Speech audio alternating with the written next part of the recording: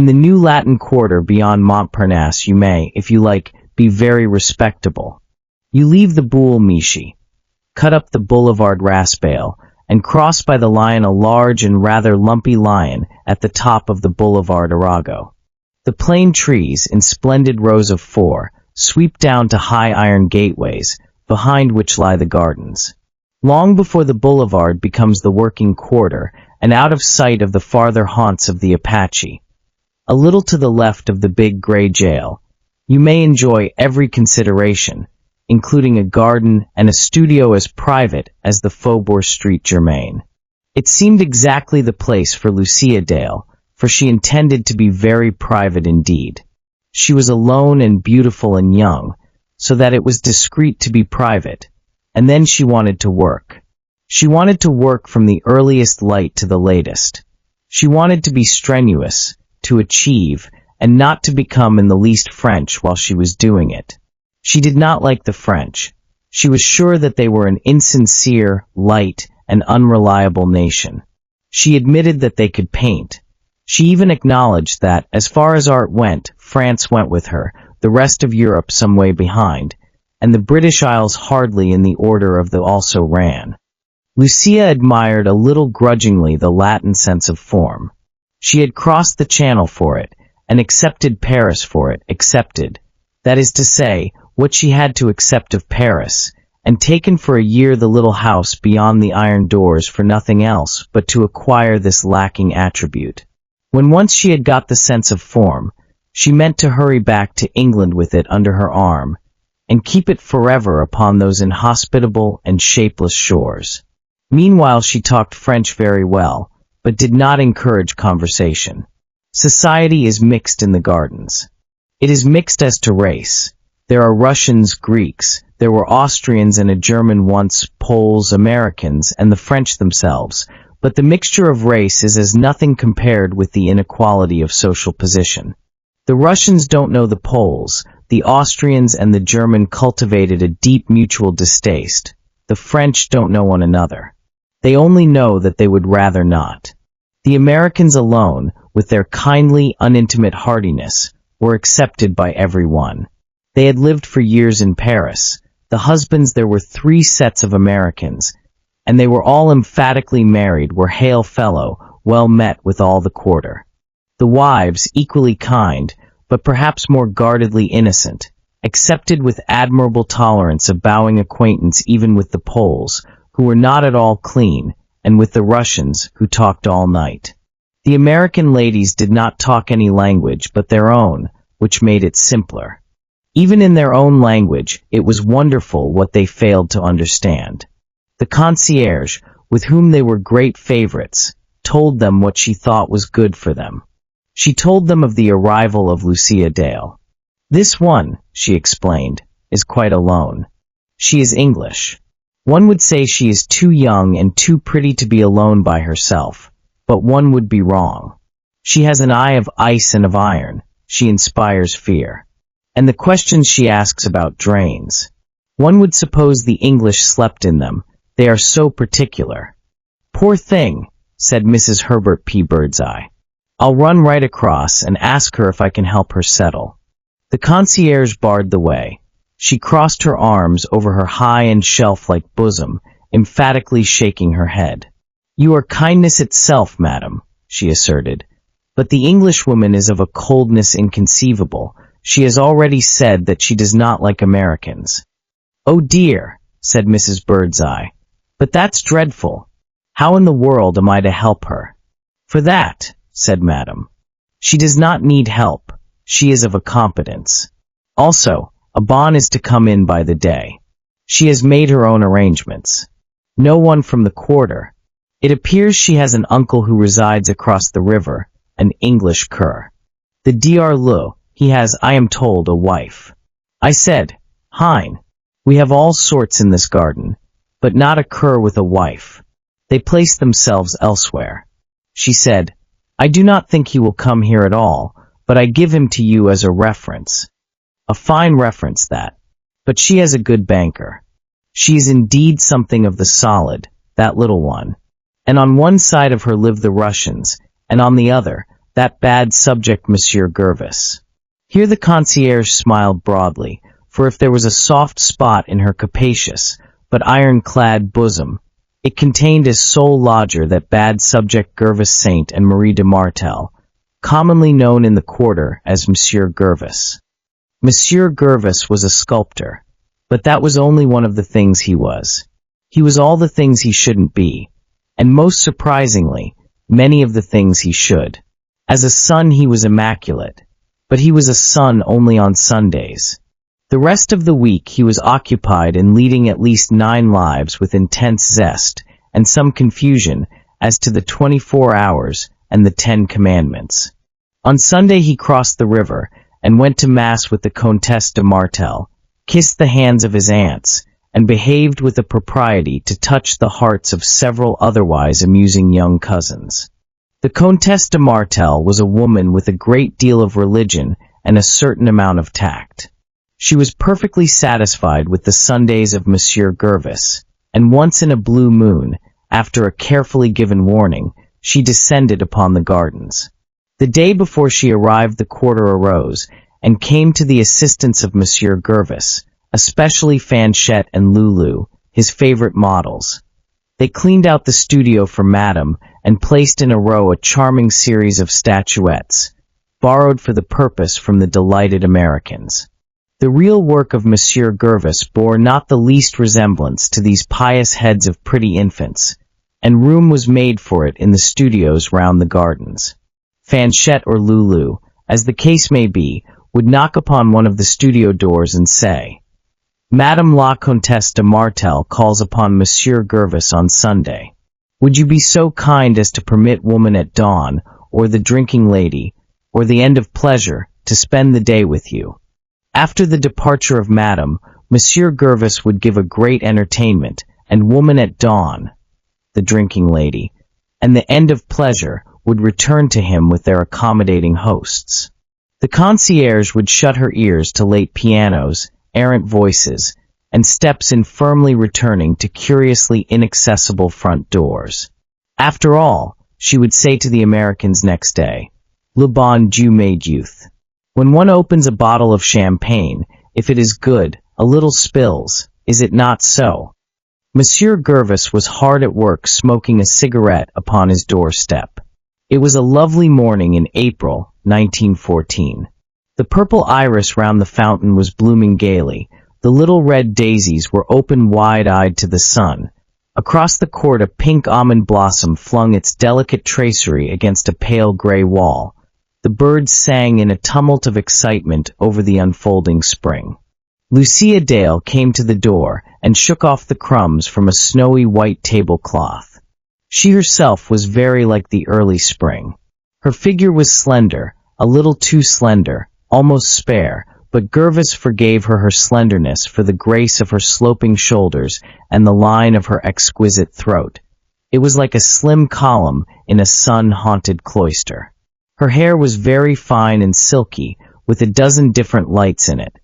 Her face in repose was only a promise, an unkind-led, delicate promise. She had particularly cold gray eyes, as the concierge had discovered, but above them was a sweep of dark lashes, and fine arched eyebrows a shade darker than her hair. Gervis thought she had an admirable way of whipping crumbs from a tablecloth. He was inspired by a desire to help her. He said, taking his cigarette out of his mouth and bowing he had no hat on, "Bonjour, mademoiselle. We are, I presume, to be neighbors." She folded the tablecloth methodically. Over it she regarded Monsieur Gervis with her fine cold eyes. "Certainly you presume, monsieur," she replied. Then she shut the door. Gervis's face burned like fire. It was as if she had struck him.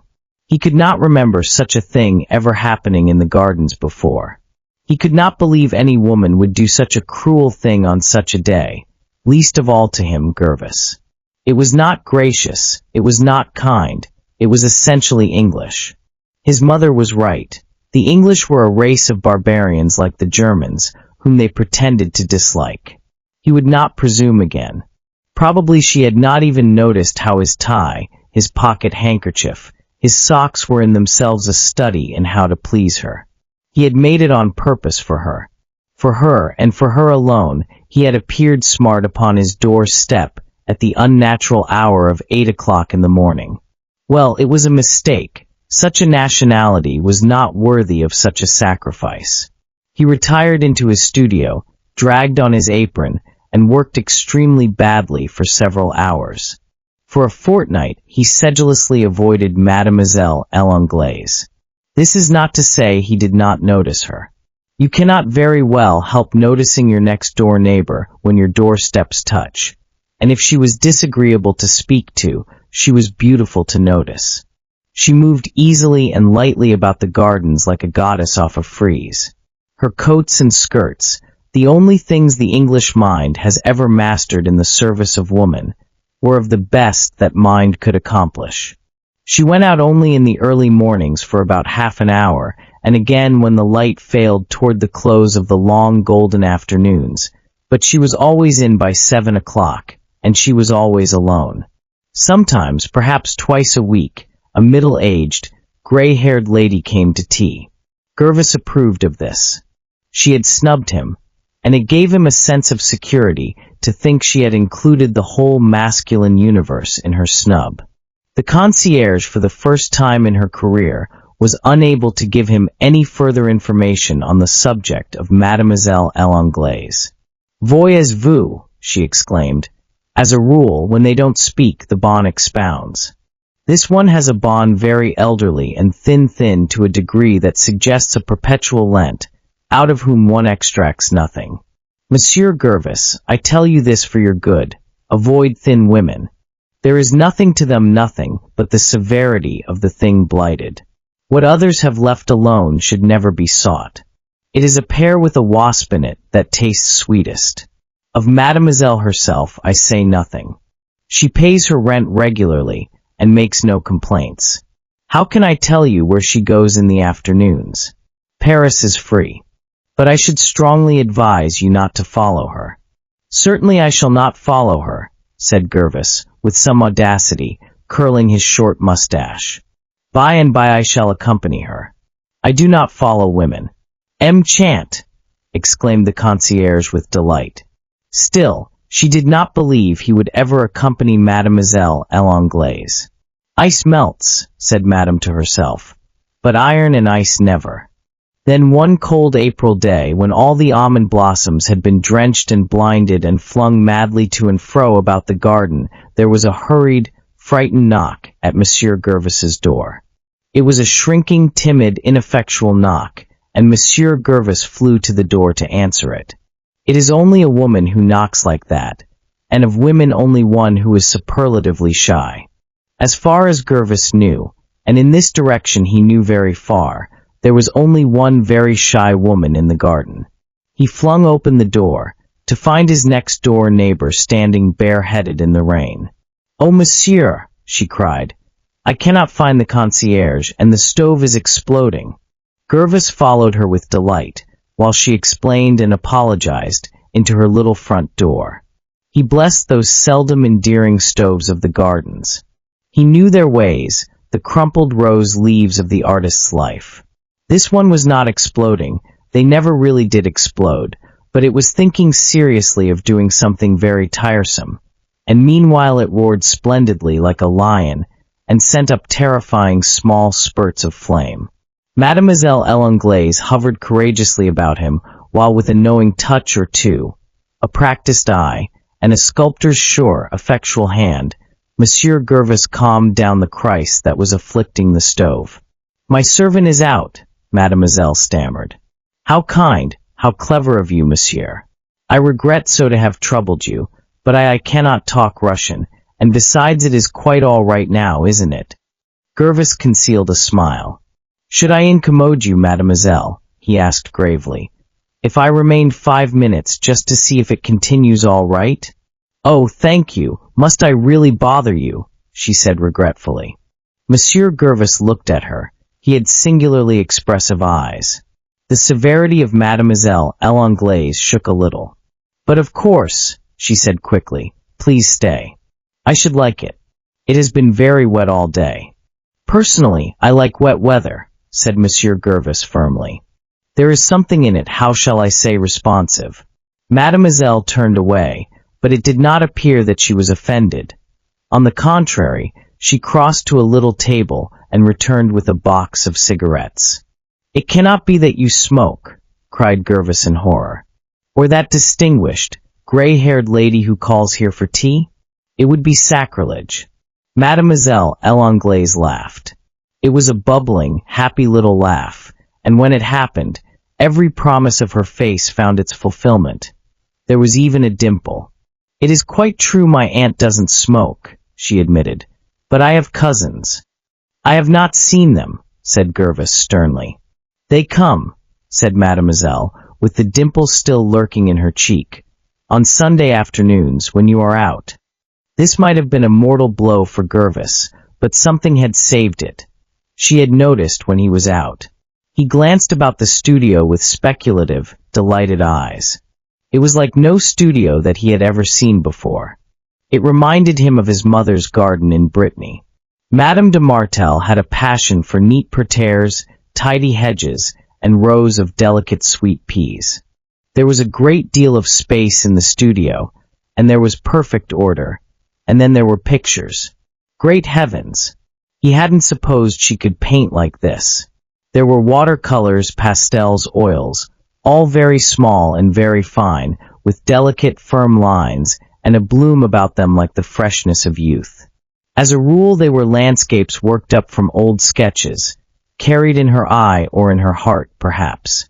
Her sense of color seized upon his senses. This slim, austere little person rioted in color. He felt like seizing her by the hands and dancing with her round the studio. "Parbleu," he cried, "you can work."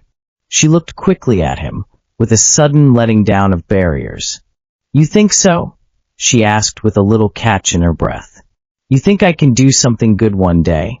For that it would be worth while having had to come to France." "Ah, mademoiselle," cried Gervais, with a little gesture of ironic despair. "Poor France! For a Frenchman, to hate France is as if you hated his mother." Mademoiselle L'Anglaise flushed a little. "Forgive me," she said. "I should not have said that. Do you really think I can paint?" Gervais looked away from her, at the canvases before him. He pulled them about with practiced hands. It was some time before he answered her directly. The stove sank into brooding normality.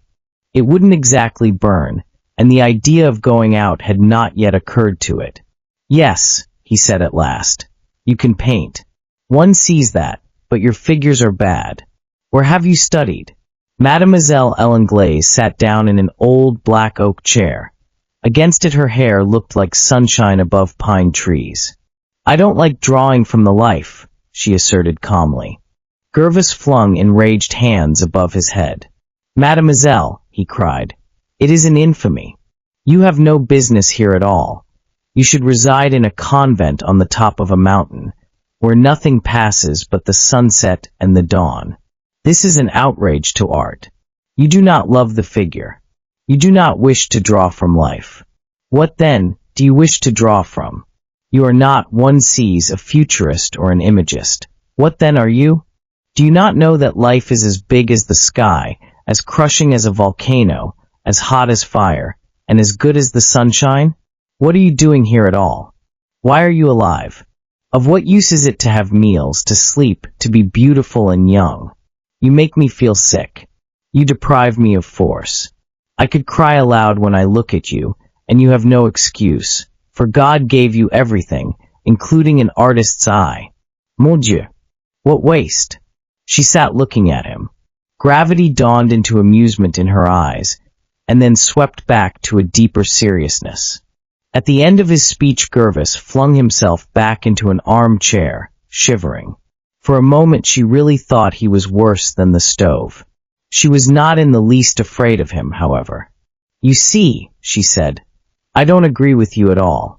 I do not like life very much, not what you mean by it, but I do love style. I would make great sacrifices for it. You are an artist yourself, I know, and I am sure you are telling me the truth, so that if you really think it necessary, I will study in a studio for models. I shall not like it at all. I am very much afraid of people I don't know, and I dislike them awfully. All the better for those you do know, said Gervais. He was calm again now, and eyed her with some friendliness and more amusement. But, yes, if you want to be an artist, you must work from the life, he continued. What you have done here is good. It shows more than promise. It is to some extent even achievement. But it is a little achievement. How does one say it? It is not up to the measure of your capacity. For that you must get rid of fear. Fear, dislike of life, these are shabby things, silly, prudent little obstacles that all artists must overcome. He leaned forward and held her with his audacious, sparkling eyes. Mademoiselle, don't be afraid, like life a little. It is sad, it is bad, but it can be very amusing. And after all, it is what we have got. Let us make the best of it. Permit me, mademoiselle, to assist you to like life a little. Mademoiselle L'Anglaise met his eyes. She looked into them for a long time, and she did not tell him that he had presumed again. She knew quite well that she could trust him, and also what she could trust him for, and she made up her mind then and there to trust him to that extent, and never any further. Gervais had no idea what was passing in her mind.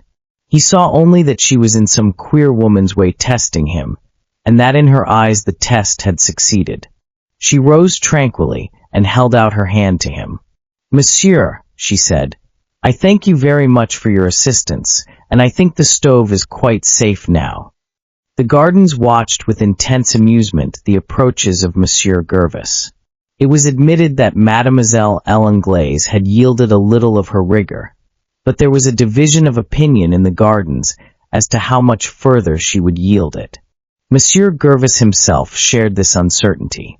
He had known many women, and he had respected only one. He paid his tribute to the sanctity of women in the person of Madame de Martel. For her he had idealism and a fastidious homage. The rest of her sex simply amused him. They amused him very much. They were, in fact, his chief diversion, and for a time he included in their ranks Mademoiselle L'Anglaise. She was different from any of the others, and the amusement she afforded him had a peculiar flavor.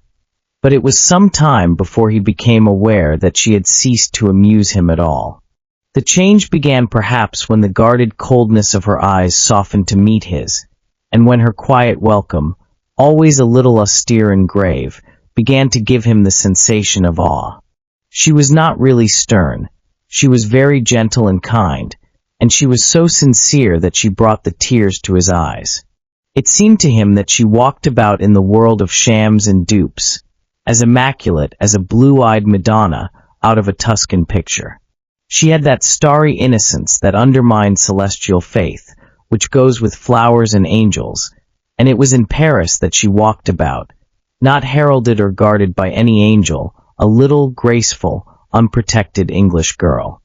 Gervais ceased to think of how far he could go with her, or how soon he could break down her delicate barriers.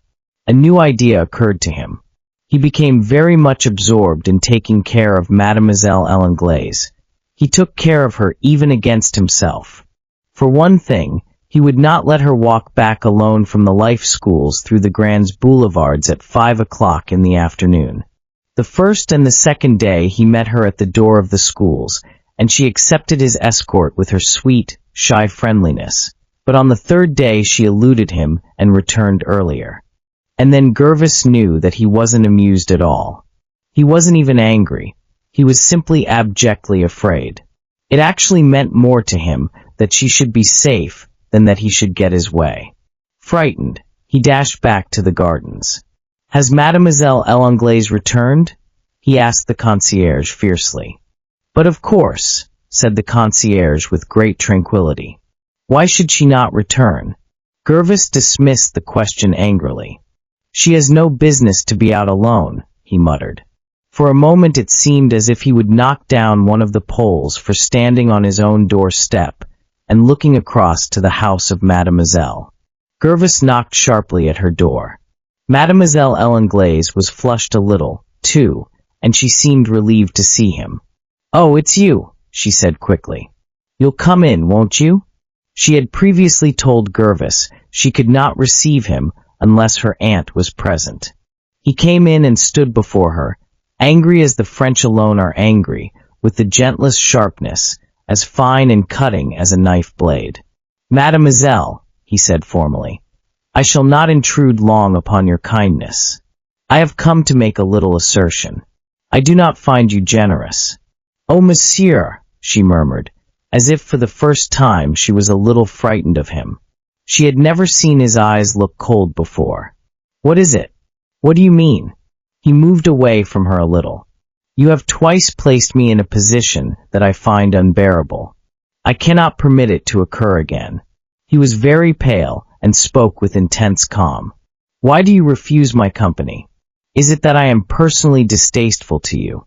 "Oh," cried Lucia. "Why, you are my only friend in Paris. You know you are not distasteful to me, monsieur." "It is true I had that idea," he said more gently. "But then, mademoiselle, if I am not distasteful to you, if we are friends, why do you contrive to rebuff me?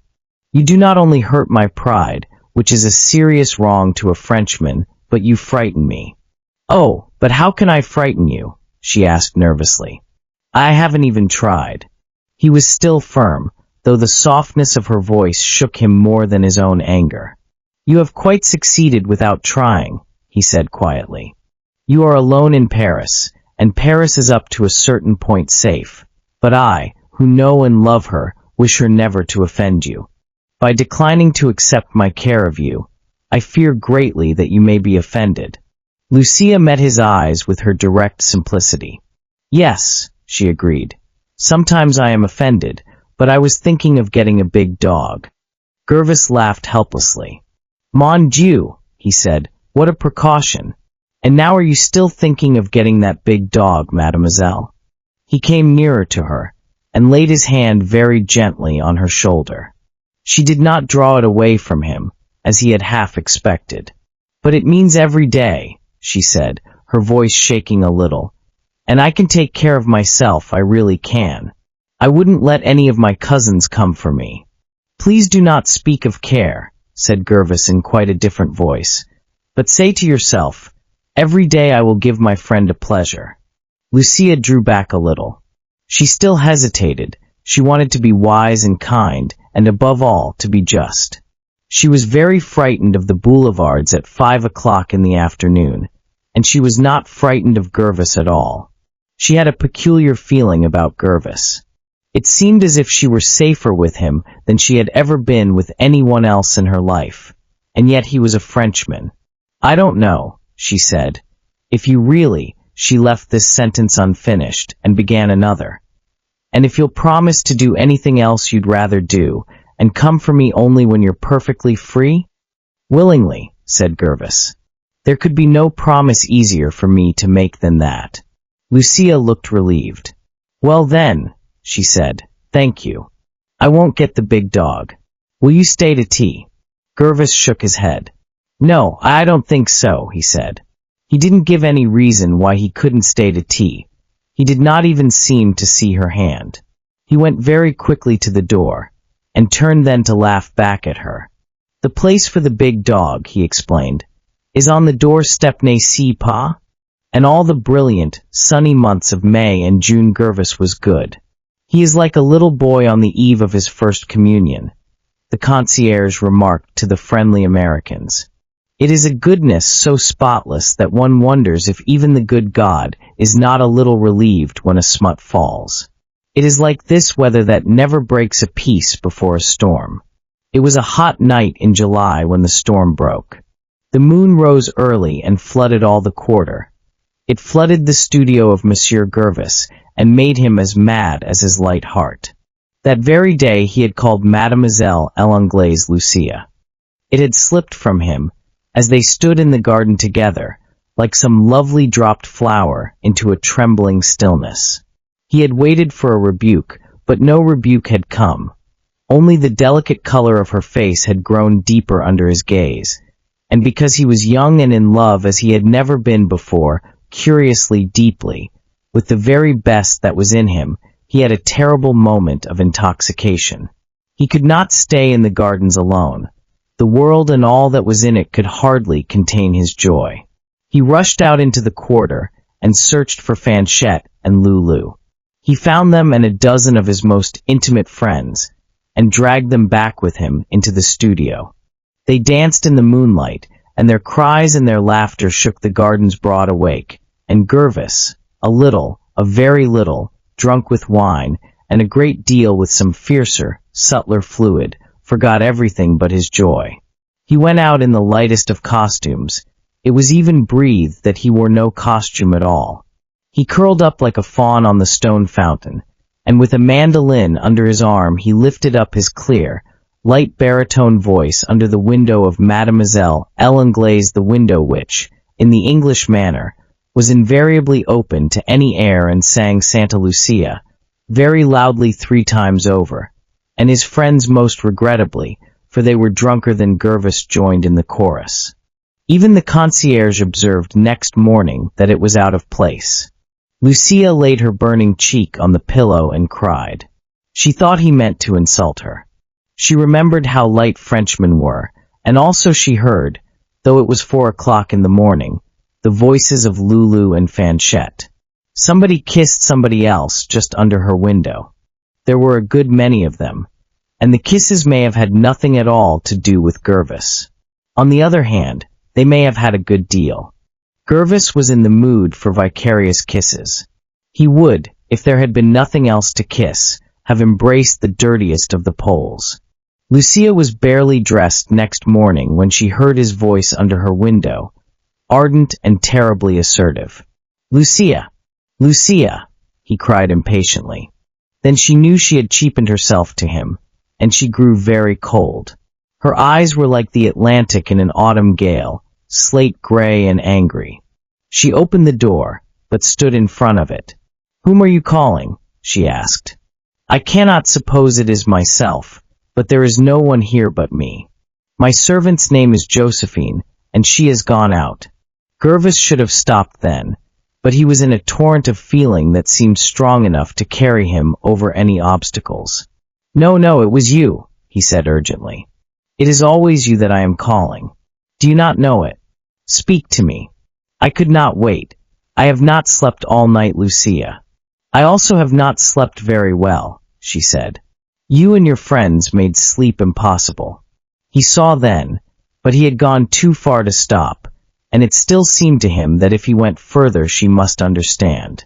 Don't, he said quickly. "I cannot bear it now. I will explain everything. Do not stand there between me and my happiness. Give me your hand. I cannot live without it. Give me your hand."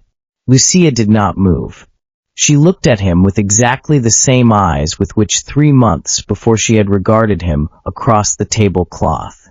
"Monsieur Gervis," she said, "I do not know whether you are drunk or sober. There can be no doubt of what you were last night. You ask me to give you my hand. Am I to suppose that you wish to marry me?"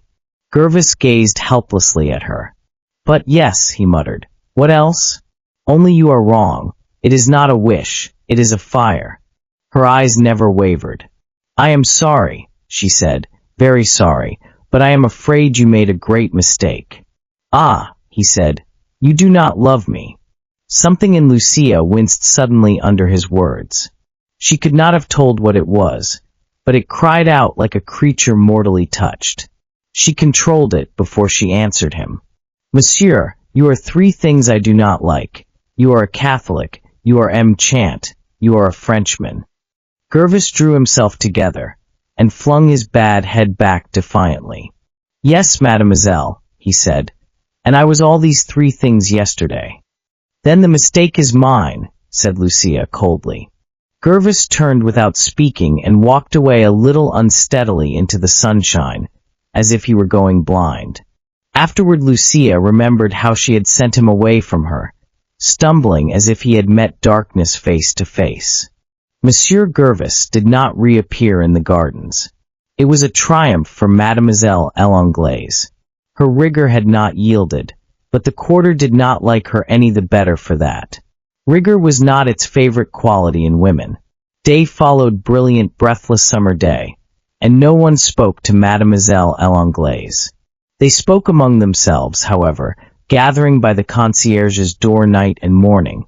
They spoke about Serbia and Austria and what Russia might be going to do. And then they paused and looked at one another, for they knew that what Russia did must mean France. Every now and then they looked anxiously up the street, as if they saw something coming. Mademoiselle L'Anglaise did not notice any of these things. Methodically and carefully she worked from the first light to the last. She read only the English newspapers, because she thought the French ones were improper. The English papers were full of home rule and coal strikes. She thought the Liberal government very wrong indeed, and that strikes ought to be stopped. She couldn't have said why, but it seemed to her as if home rule and strikes were rather like the way Gervais had behaved in the garden. She did not go to the life schools any more. Then one night she could not sleep. There was a strange sound in the streets, as if Paris was awake, as if Paris might conceivably never go to sleep again. All night long there was movement, heavy, ceaseless movement. Paris tossed to and fro like a sick man, feverishly, incessantly, till the dawn. The Boulevard Arago shook under the passing of huge wagons and rumbling motors. Sometimes with a scream a flying taxi rattled and clamored through the heavier sounds. Sometimes a mail van shot past with a noise like thunder, and always continuously, interminably, there were voices in the streets wandering, returning voices, never very loud, but ceaseless and strangely intent, as if some subject had taken hold of the night and could not be dismissed. In the morning the concierge forgot the milk, and Josephine never came. Mademoiselle L'Anglaise made herself a hasty breakfast, and then went out into the garden. There was no one in the garden. Every one was at the gate. The concierge was there, and the Austrians appeared to be having an altercation with the Russians. From time to time the concierge intervened, and by two gendarmes appeared, and the Austrians marched off with them. The Russians went on talking fiercely and loudly. The Poles, in tears, kept asking for a taxi. It ought to have been very easy to get them one at that hour of the morning, but it appeared that there were no taxis. It is true that taxis flashed by, hundreds of them, like a flight of birds in a storm, but nobody seemed able to stop them. Mademoiselle L'Anglaise stood there for a moment or two before any one observed her. Then she asked a question. "Madam," she said to the concierge, "what is the matter?" Every one stared at her, as if she had flung a bomb among them. One of the Russians laughed, and observed in an undertone, "They will know one day, those islanders, what is the matter, but we shall know it first, God save us." Madame turned her competent small eyes sharply upon Lucia Dale. "It is a little thing you may have heard of, mademoiselle," she observed quietly, "called war. France moves." "Et l'Angleterre?" demanded a pretty little Frenchwoman with red eyes. "Marchera-t-elle?" Then Lucia bought a newspaper, and read it through very carefully. No one told her what had happened to Gervais Saint and Marie de Martel, but she knew. Every one supposed she would go back to her country. There was still time. And day by day France moved. There were 4 unforgettable days when Paris shot to and fro like a piece of complicated machinery let loose from control. Up and down, to and fro, tore the motors, gray army motors, civil service motors, interminable, heavy-laden stores, and regiments, red-tunicked, blue-coated, white with dust, streamed interminably toward an unknown goal. People stretched along the pavements in serried ranks, and jostled death in the streets. Endless queues stood for hours and days in front of railway stations and consulates under the brazen sky. Women fainted, children cried, men groaned, but there had ceased to be anything impressive about personal pain. It was swallowed up in one prolonged, implacable effort to get ready, to be in time. The houses were mere gateways for the ceaseless, passionate movement of the throng. There was no noise and no excitement beyond the ominous, terrible speed of the state itself. In the midst of this appalling larger movement homes fell apart and were torn up by the roots, hearts broke, and hopes turned sick as quietly, as gently as leaves fall from the late summer trees. Wives, mothers, sisters parted from their men forever, and no one said goodbye. Au revoir, always au revoir, piteously, with tears under the quiet voice. Au revoir, Pierre. Au revoir, Jacques. Au revoir, mon brave. There was no time for panic or for tears. Mademoiselle L'Anglaise watched them. She could not help them, but she made no attempt to go away. Day by day, hour by hour, the question stabbed at her aching heart. Mademoiselle, they asked her, l'Angleterre marchera-t-elle? And every day Mademoiselle put her heart into the answer. I know that my country will fight.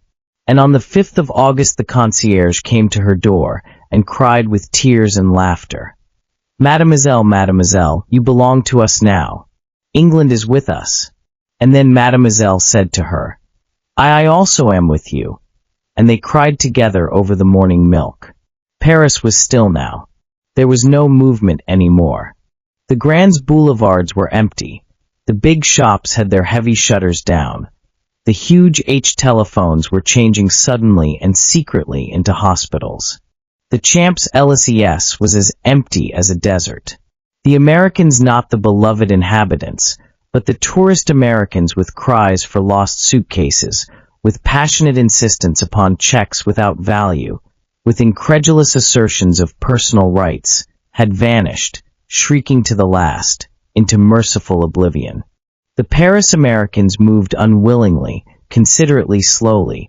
They left their hearts behind them, but they moved. The Russians left, the Poles left, unwashed to the last. There was no one in the garden but the French themselves and Mademoiselle L'Anglaise, and it was then she found that she belonged to them. She found it because the laundress refused to accept money for the washing. Tiens, she explained, it will be difficult for you to get money just now. I will take the washing just the same. What difference does it make? We are all of one family here. The concierge's daughter came in and said, Since Josephine has not come back, it is I who will assist Mademoiselle in the house. We cannot permit her to suffer. The little Frenchwoman with red eyes crossed the gardens every morning with her paper and with letters, unstamped, precious letters that came very slowly from L'Anglaise. No, she exclaimed frankly, he was not exactly her husband. If they had had time before he went, but they had not had time.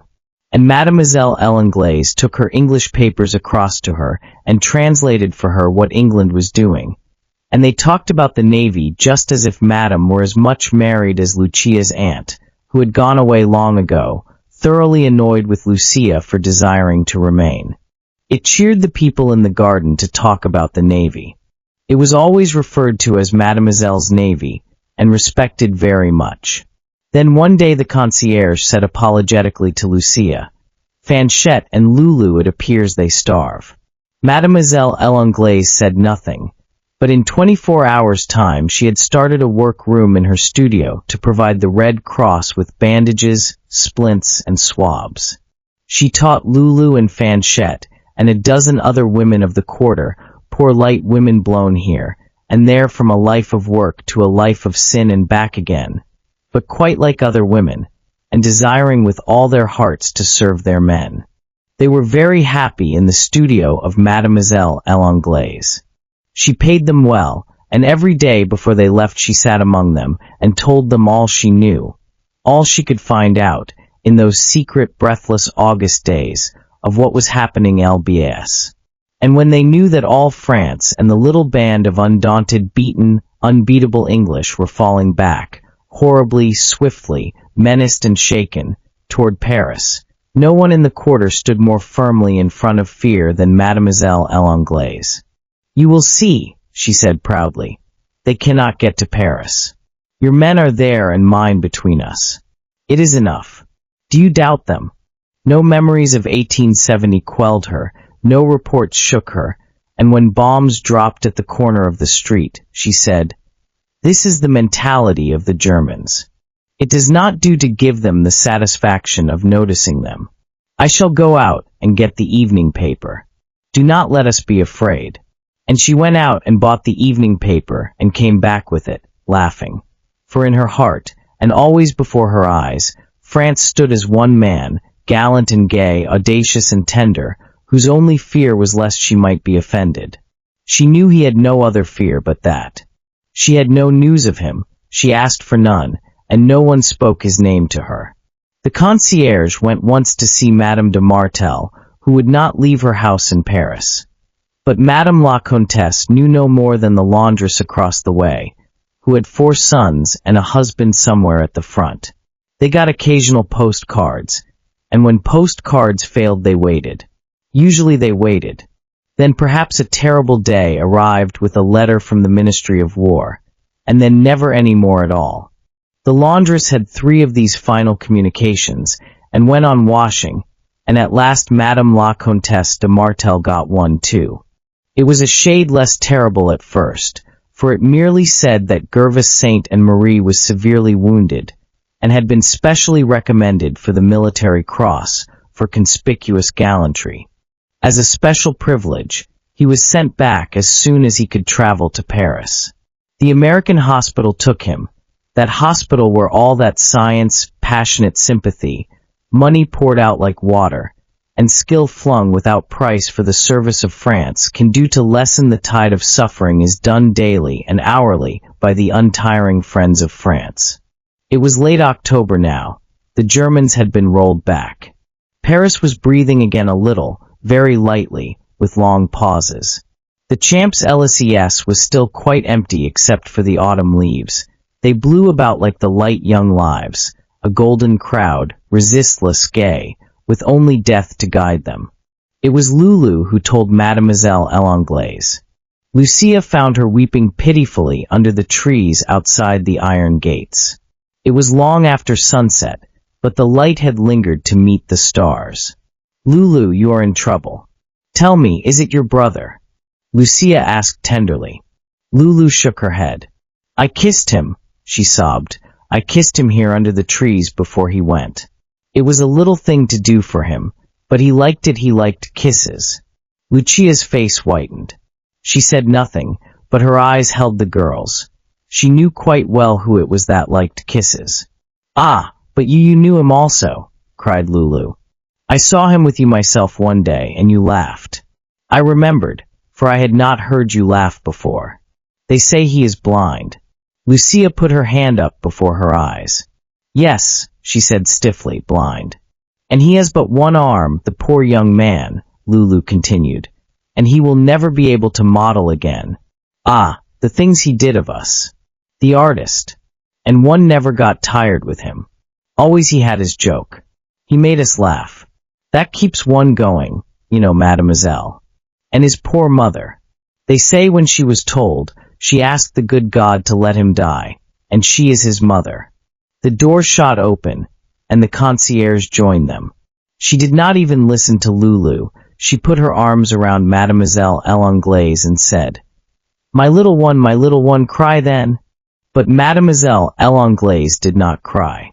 She clung for a moment to the concierge, and shivered all over as if she were in a cold wind, and then drawing herself away, she ran past her back into the garden. "Idiot," said the concierge dispassionately to Lulu. "Stop your tears. One would think you were not a Frenchwoman. Where is it that they have taken him? Bon. Now return, animal, to thy bed. It is not for thee to cry." Of the two he preferred Fanchette. Mademoiselle L'Anglaise put on her hat and coat and her gloves. It was long past visiting hours, but the matron received her. "Yes," she said doubtfully, "you can see him. By the by," she added, "did he ever call you Mademoiselle L'Anglaise?" "Yes," said Lucia. The matron's face cleared. "Then it is you he asks for," she said. "Certainly you may go to him, but be prepared. He cannot see you." "Will he live?" Lucia asked, looking straight before her. The matron hesitated, then she said, "We are afraid that he will live." Lucia asked no more questions. He was by himself in a quiet little cubicle, all that was left of Gervais Saint and Marie. His eyes and his head were bandaged. One arm had been amputated, and one leg was crushed. They had wished to remove this, too, but he had refused his consent. "I prefer being one-sided," he murmured to the surgeon. "I have never cared for uniformity." And the surgeon, hoping death for him, had left it. But Gervais was very strong. He had not died. Lucia knelt down by his side, and very gently bending over him, she kissed his lips. She said his name, Gervais. He lifted his hand tremblingly toward his sightless, bandaged eyes. She caught it in her own and murmured, "You know me?" Gervais smiled. "No," he whispered. "You have kissed me. I do not think I know you, Mademoiselle l'Anglaise." She came to him daily after that, and every day she kissed him. He could not see that. As she sat by him, she cried, because she kept so very still. For a long while he hardly spoke to her, but he always knew her. He knew her footsteps across the floor. He counted the hours between her visits. It was like some strange and glorious dream. He knew the dream must end. Very gently he ceased to seek her rare caresses. When her hand lay on his, he did not press it. He no longer moved his head, as someone thirsty for her light, swift kiss. He said to himself, "The first day I sit up I will send her away. She must not come any more." They noticed that he seemed to dread the first time for getting up. His mother came daily. Sometimes she talked to him of Lucia, of whom she had heard from the concierge. She told him of her work-room for the models, and of how she had lighted the quarter by her serenity, her courage. She was worth a regiment, Madame la Comtesse told him. One wonders a little why she stayed in France. Gervais said nothing. He was waiting for her to come. She always came at 6, when her day's work was over. His mother looked at him questioningly. "You are tired today," she said. "Next week I am going to take you to Brittany." Gervais winced. He was not used to being taken about by others. His mother's eyes filled with tears. She could not give him her eyes. That was what she was always thinking. He was alone when Lucia came at 6. For the first time she did not kiss him. The bandages were off his head, and she could see what they had done to him. She moved a chair near him, and put her hand over his. "Today," she said, "I told them, your old friends in the gardens, that you were to sit up. They were so glad. When you can drive, Gervais, I want you to come to tea with me in the garden." "Mademoiselle," he said, clearing his throat, "your visits have been like those of an angel. I cannot express to you very well what they have been to me. And now, his voice shook, but he went on relentlessly, "I am to tell you, I am to ask you not to come any more, Mademoiselle." "Yes," she said calmly, but without withdrawing her small, firm hand. He leaned back in his chair. "It is," he explained after a pause. "You see, because I am strong now, quite strong, and do not need visitors. I myself go away next week." She sat astonishingly still, saying nothing. At least for a moment she sat still, and then he heard the soft movement of her dress, and knew that she had moved. She was close to him now, kneeling beside his chair. "Gervais," she whispered, "would you know the truth if you heard it? You would not think I was lying to you? You would believe me? I did tell you the truth, at least always, didn't I?" He drew a quick, deep breath. "Ah, don't make it hard for me," he muttered. "I am a coward, Mademoiselle. I was not afraid of the Germans, but of you I am afraid." She laughed again, close against him now, with such a gentle, happy laugh. He had a quick ear for truth, and he knew it was a happy laugh. "I love you," she said. "I stayed for you, I worked for you, I waited for you. I love France. I thought that they would tell me you were dead. You are not dead." Her arms were round his neck, her head upon his shoulder. He could feel her slender, light form pressed against his side. Her heart beat with his heart. He knew he was not dead. The end.